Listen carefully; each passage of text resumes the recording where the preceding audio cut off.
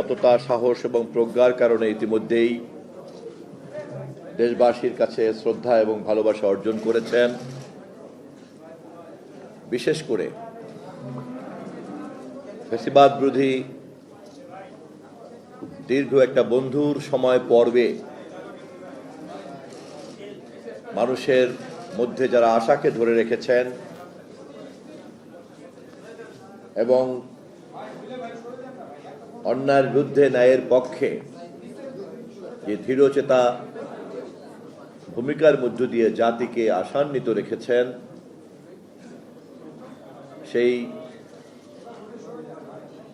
শ্রদ্ধাভাজন জনাব মাহমুদুর রহমান, সম্পাদক দৈনিক আমার দেশ,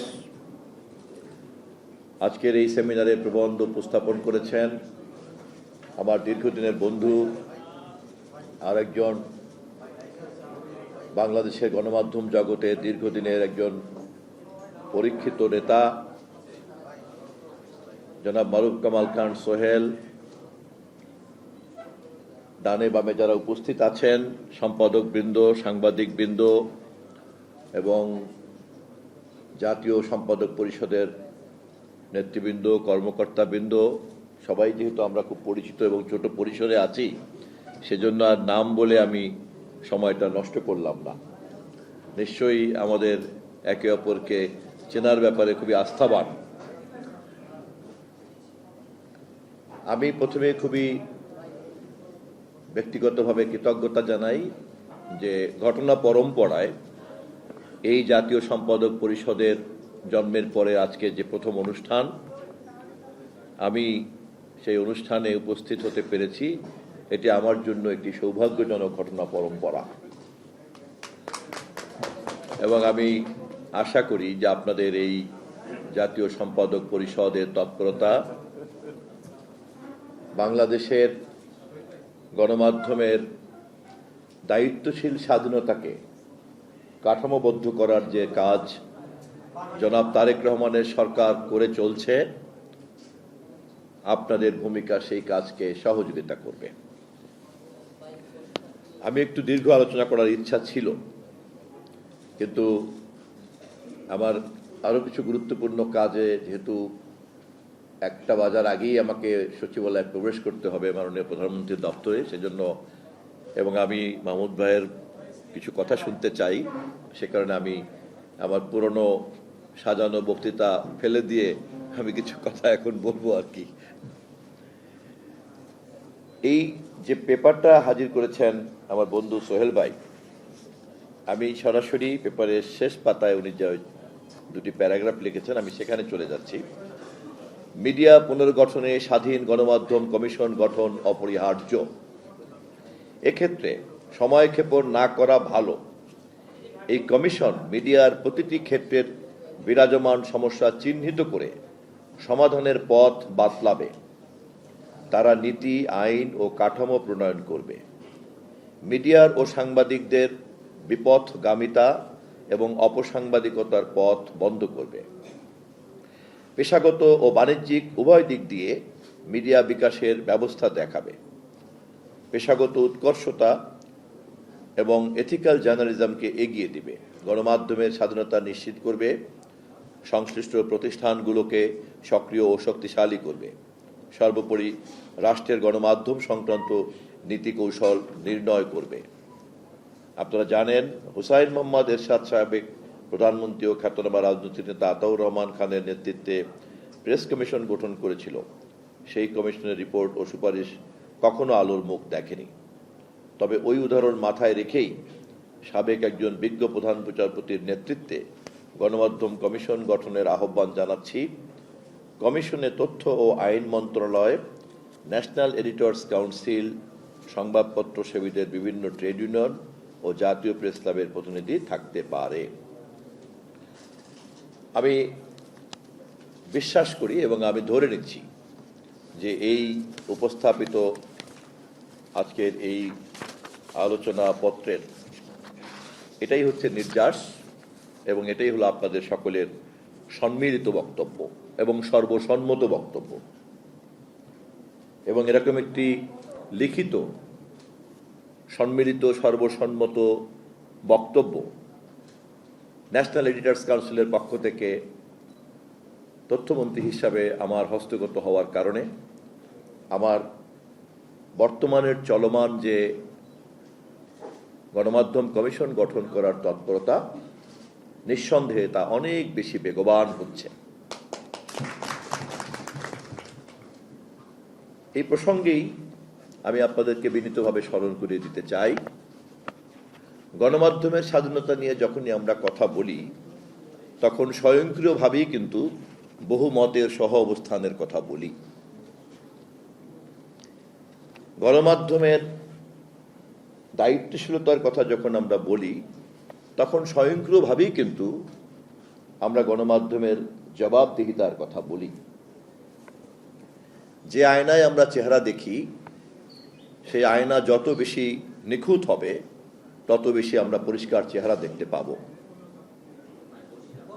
গণমাধ্যম সমাজের এবং রাষ্ট্রের আয়না, অতএব গণমাধ্যমকে অবশ্যই নিখুঁত হতে হবে এবং সেই গণমাধ্যম নিখুঁত করে গড়ে তোলা এবং তাকে নিখুঁত রাখা, এ দায়িত্বও কিন্তু গণমাধ্যমকে পালন করতে হবে। এবং আমি বিশ্বাস করি আপনাদের মতো বিজ্ঞ সম্পাদকরা অবশ্যই আপনারা আপনাদের চেতনার মধ্যে তা ধারণ করেন। কিন্তু দুর্ভাগ্যজনকভাবে একজন সংবাদপত্র পাঠক হিসাবে আমার কাছে মনে হয়েছে যে এই সংক্রান্ত যাবতীয় যত উদ্যোগ, সব উদ্যোগগুলি সকল সময় কিছুটা ছিল আংশিক এবং যেহেতু তা কখনোই পূর্ণাঙ্গতা পায়নি এবং যেহেতু সেই পূর্ণাঙ্গ মতামত কখনোই কাঠামোবদ্ধ হয়নি, সে কারণেই বাংলাদেশের গণমাধ্যম একটি শক্তিশালী প্রতিষ্ঠান হিসাবে গড়ে তুলতে আমরা পারিনি। অবশ্যই বিগত দিনের সকল সরকার এ দায় দায়িত্ব বহন করা উচিত এবং এই বস্তুনিষ্ঠ দৃষ্টিভঙ্গির উপরে দাঁড়াতে না পারলে ভবিষ্যতেও একটি স্বাধীন এবং একটি দায়িত্বশীল গণমাধ্যম কমিশন কিন্তু গঠন করা যাবে না। সেই কারণে আমি মনে করি আপনাদের জাতীয় সম্পাদক পরিষদ সহ অন্যান্য সকল সংগঠন, জাতীয় সম্পাদক কাউন্সিল সহ অন্যান্য যে সকল সংগঠন আছে, সংবাদপত্র মালিক সমিতি, সম্পাদকদের সংগঠন, সাংবাদিকদের সংগঠন, ইউনিয়ন, এমনকি প্রেসের এবং সংবাদপত্রের যে কর্মকর্তা তাদের যে সংগঠন, আমি ইতিমধ্যেই ধারাবাহিকভাবে সবার সঙ্গে কথা বলেছি এবং আমি চেষ্টা করছি ধারাবাহিকভাবে সকলের সঙ্গেই মাননীয় প্রধানমন্ত্রীর সঙ্গে দেখা করিয়ে দেওয়ার। আমি আশা করি আপনাদেরকেও এই সংগঠনকে খুব দ্রুতই মাননীয় প্রধানমন্ত্রীর সঙ্গে যদি আপনারা সাক্ষাৎ করার আগ্রহ প্রকাশ করেন, আপনাদের সম্মতি সাপেক্ষে আপনাদেরটাও আমরা সেই ব্যবস্থা করতে পারবো ইনশাআল্লাহ। এই কাজগুলি করার মূলত উদ্দেশ্য হচ্ছে যে সকল পক্ষকে একটি সুনির্দিষ্ট লক্ষ্যে ঐক্যবদ্ধ করা। কারণ আমরা যদি শুরুতেই আমাদের লক্ষ্যের ব্যাপারে ঐক্যমত তৈরি করতে না পারি এবং সংশ্লিষ্ট সকল অংশীদারদেরকে যদি একই পাতায় দাঁড় করতে না পারি, একই মঞ্চে দাঁড় করতে না পারি, তাহলে আমরা এই কঠিন কাজটা অতীতে যে কারণে হয় নাই, এবারেও কিন্তু সে কারণে আবার ব্যর্থতায় পর্যবসিত হতে পারে। রাজনৈতিক দলগুলি পৃথিবীর সারা দেশেই যখন ক্ষমতাকে লক্ষ্য করে তার নিজেই আদর্শ এবং দর্শন চর্চা করে, তখন সঙ্গত কারণেই স্বয়ংক্রিয়ভাবেই তাদের মধ্যে একটা প্রতিযোগিতা বিরাজ করে। সভ্যতার দায়িত্ব হলো এই প্রতিযোগিতাকে সভ্যতার সঙ্গে সামঞ্জস্যপূর্ণ করা এবং প্রগতিশীল রাখা। কিন্তু যদি এই দ্বন্দ্ব ইতিবাচকভাবে না হয়ে সংঘাতে পরিণত হয়, তখন সঙ্গত কারণেই এটা ভিন্ন একটা রূপ ধারণ করে।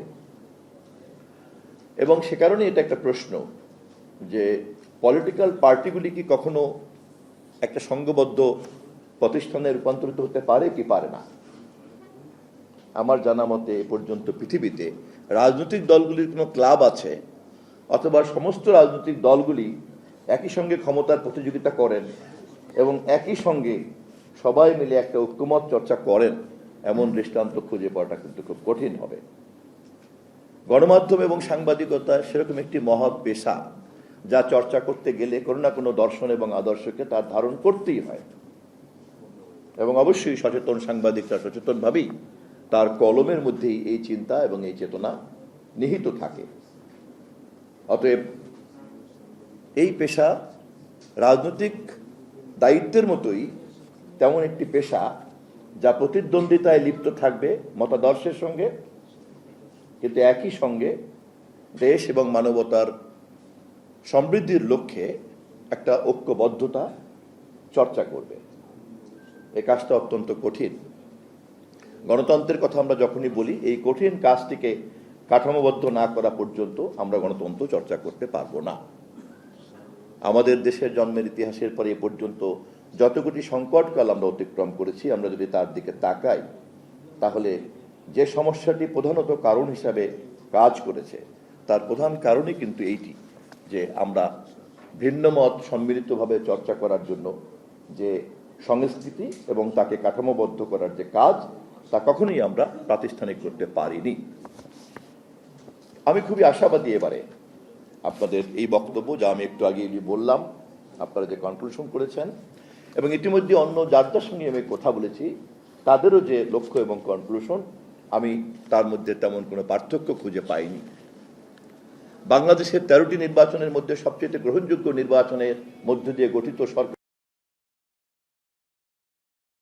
সৌভাগ্য যে গণমাধ্যম সংশ্লিষ্ট সকল অংশীদারদের একটি কমন লক্ষ্য আমি আলাদা আলাদাভাবে আমার কাছে জমা করতে পেরেছি, এবং অবশ্যই আমি বিশ্বাস করি যে প্রত্যেকেই তার উচ্চারিত এই বক্তব্যকে তারা মেন করেন, কেউ এটা ধূর্ততার সঙ্গে বলেননি। ফলে আমাদের জন্য একটা সুযোগ এসেছে আমাদের যার যার চিন্তার স্বকীয়তা, সেই স্বকীয়তার আলোকে আমাদের যার যার জোট বা ঐক্যবদ্ধ অবস্থান এবং সকল গণমাধ্যমের সকলকে নিয়ে একটা বৃহত্তর পরিসরে আমাদের কি বলা যেতে পারে, একটা ফেডারেল কালচার চিন্তার দিক থেকে বৈচিত্র্যের যে একটা সম্মিলিত অবস্থান, আমরা যদি সেটাকে একবার দাঁড় করিয়ে ফেলতে পারি এবং সেখানে যদি আমরা সবাই ঐক্যবদ্ধভাবে একটা কমিশন, যার একটা কোয়ার্সি জুডিশিয়াল অথরিটি থাকবে, এবং এরকম একটা অভিভাবকত্বের জায়গায় যদি একবার আমরা দাঁড় করিয়ে ফেলতে পারি, তাহলেই কিন্তু উন্নত দেশগুলিতে যেমন করে এ ধরনের কর্তৃত্ব গ্রহণযোগ্য, জনগণের কাছে গ্রহণযোগ্য, পেশাজীবীদের কাছে গ্রহণযোগ্য হয়ে দাঁড়ায় এবং সকল সমস্যার সমাধানের একটা আশ্রয়স্থল হিসেবে কাজ করে, তা আমরা করতে পারবো। আমরা যদি এই মুহূর্তেও তুলনা করতে চাই ব্রিটিশ অফিস অফ কমিউনিকেশন অথবা মার্কিন যুক্তরাষ্ট্রের ফেডারেল কমিশন অফ কমিউনিকেশন অথবা ইউরোপিয়ান ইউনিয়নের যে কমিশন, আমরা খুঁজলেই দেখব যে এমনভাবে তারা তাদের নীতি এবং তাদের বিধিমালাগুলিকে সন্নিবিষ্ট করেছেন এবং এমনভাবে সংশ্লিষ্টরা সকলে সেটাকে অংশীদারিত্বের মধ্যে ঢুকে পড়েছেন যে সবাই এগুলোকে ওন করতে বাধ্য হন। ফলে একদিকে যেমন স্বাধীনতা নিশ্চিত হচ্ছে, আর একদিকে স্বাধীনতাকে নৈরাজ্যের হাত থেকে রক্ষা করার জন্য দায়িত্বশীলতার সীমারেখাও কিন্তু নিশ্চিত হচ্ছে। এবারে কিন্তু আমাদের সামনে একটা সুযোগ তৈরি হয়েছে। আমি আপনাদের কাছে আহ্বান জানাবো যে আপনারা আপনাদের এই বক্তব্যের আলোকে পরবর্তী করণীয়গুলিও ধারাবাহিকভাবে এগিয়ে নিয়ে যাবেন এবং আমাকে আপনাদের সহযোগী করবেন, আমিও আপনাদের সহযোগিতা গ্রহণ করব। আমাদের আরেকটি বিষয় আমি বিনয়ের সঙ্গে বলে রাখতে চাই, সেটি হচ্ছে যে যখনই আমরা ভিন্নমত চর্চার মধ্যে থাকি, তখন আমাদের সচেতন অথবা অবচেতনভাবেই আমাদের মধ্যে একটা প্রতিক্রিয়ার মনোজগৎ কাজ করে। একই সঙ্গে আমাদের মধ্যে কিন্তু একটা নিজের মতের পক্ষে দৃঢ়তা দাঁড়ায় ব্যক্তিগতভাবে, এবং এটাই যখন সম্মিলিত হয় তখন কিন্তু একটা সম্মতি উৎপাদন করার জন্য একটা বুদ্ধিমত্তা তখন প্রয়োগ করার প্রশ্ন দেখা দেয়। এবং পৃথিবীর যাবতীয় ফ্যাসিবাদ অথবা যে কোনো আদর্শ দর্শন তার এই সম্মতি উৎপাদনের কাজটাকে এত গুরুত্ব দিয়ে ফেলে যে তখন বৈচিত্র্যের সহ অবস্থানের কাজটি কিন্তু গুরুত্ব হারিয়ে ফেলে। অবশ্যই আমাদের প্রত্যেকের চিন্তা আছে, আমাদের প্রত্যেকের আদর্শ আছে, এবং এমনকি ব্যক্তিগতভাবেও বায়োলজিক্যালি আমরা সবাই আলাদা, এবং যে কারণে এই বায়োমেট্রিক্স পৃথিবীতে এখন একটা সবচেয়ে গ্রহণযোগ্য মাধ্যম, বিকজ প্রত্যেকটা মানুষ ইউনিক। কিন্তু একই সঙ্গে আমাদেরকে এই কাজটি করতেই হবে যে শুধুমাত্র প্রতিক্রিয়ার মনোজগতের মধ্যে না থেকে যে কোনো ধরনের ভিন্ন মতকে ইনক্লুসিভ কাঠামোর মধ্যে নিয়ে এবং দুই ভিন্ন মত অথবা একাধিক ভিন্ন মতের পারস্পরিক তর্ক বিতর্কের প্রতিযোগিতাকে প্রগতির উপাদানে আমরা কিভাবে একটা অনুষঙ্গ হিসাবে দাঁড় করতে পারি। আমি নিশ্চিত যে এই কাজে আপনারা হবেন আমাদের সরকারের স্বাধীন গণমাধ্যম কমিশন গঠন করার উদ্যোগের একজন প্রধান অংশীদার। এই আশাবাদ আমি এমন দিনে ব্যক্ত করছি যেই দিন 1975-এ সমস্ত গণমাধ্যমের কণ্ঠস্বরকে হত্যা করা হয়েছিল। অতএব আজকের এই দিনটি কেবলমাত্রই তা নয়, এমনও হতে পারে আমরা সকলে মিলে এই দিনটিকে বাংলাদেশের গণমাধ্যমের স্বাধীনতার দিবস হিসেবেও আমরা চর্চা করতে পারি অথবা নির্ধারণ করতে পারি। সেখানেও কিন্তু দেখা যাবে যে 16ই জুন যারা কৃষ্ণ দিবস তৈরি করেছিল, বিপরীতে 16ই জুনকেই আমরা দাঁড় করতে পারি গণমাধ্যমের স্বাধীনতার প্রাতিষ্ঠানিক কাঠামোর দিন। সম্ভবত ফ্যাসিবাদ এবং স্বৈরতান্ত্রিক মানসিকতার বিপরীতে গণতান্ত্রিক মূল্যবোধের এর চাইতে কোনো মধুর প্রতিশোধ আর হতে পারে না। আমি আপনাদের সকলের কাছে আমার এই সীমিত প্রচেষ্টাকে আরো শক্তিশালী এবং বেগবান করার আহ্বান জানিয়ে আজকের মতো বিদায় নিচ্ছি। খোদা হাফেজ। বাংলাদেশ জিন্দাবাদ।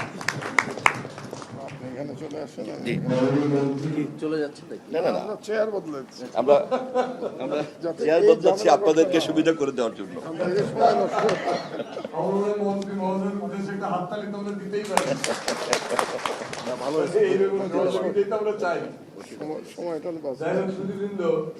আমাদের সময়ের স্বল্পতা ছিল, একটা অনুষ্ঠানে কথা বলতে সুযোগ দেওয়া যায়, কিন্তু তারপরেও আমরা কিছু সুযোগ দিয়েছি। বাকি যাদেরকে দিতে পারলাম না তাদের নামগুলো আমি বলে দিচ্ছি, যাদের দেওয়া উচিত ছিল।